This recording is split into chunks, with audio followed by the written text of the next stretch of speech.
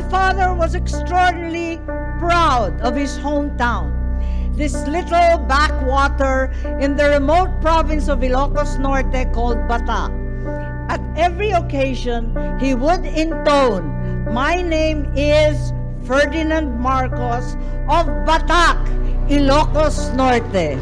Always Batak, Ilocos Norte. Because to him, it was here that he learned everything that he used throughout his life.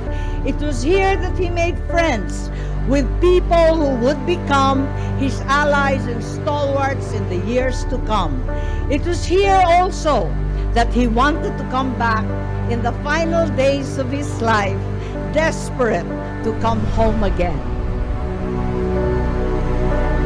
But here we are together once again, and as long as we remember him fondly in our hearts, as long as all he built remains useful to our lives and our livelihood, as long as his laws guide our national and local life, Ferdinand Edralin Marcos, our president, continues to live on in Batak, in Ilocos Norte, in our country, the Republic of the Philippines. Sipud pay idi, aging gana ita, Marcos Latta.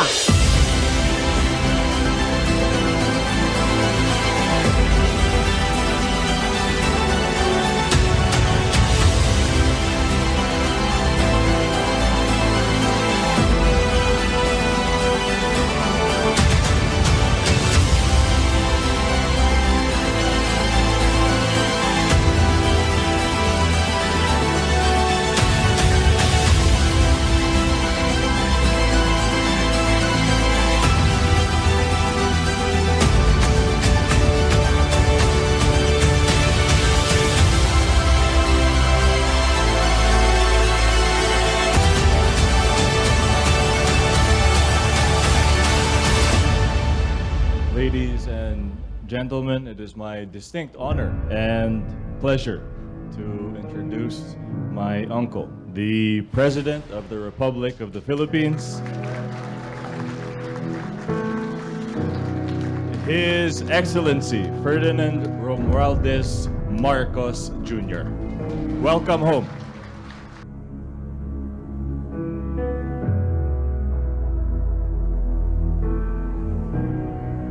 I haven't seen you all for months and months and months. It feels good to be back home. Well, I think it is very appropriate, especially this year. I think it's a very meaningful celebration because it is very clear that there is very much a rebirth in the country. And why do I say that? I say that because those of us who have kept his memory alive, who have kept the sense of duty and commitment to the Philippines alive. So let this be once again a kind of beginning, a beginning that in fact returns to the old days and the old ways. Not the old ways of doing things, but the old ways of service, of honor, of dignity, of love, of compassion, of patriotism. These are the things we learned from Ferdinand Edralin Marcos. These are the things we keep in our heart.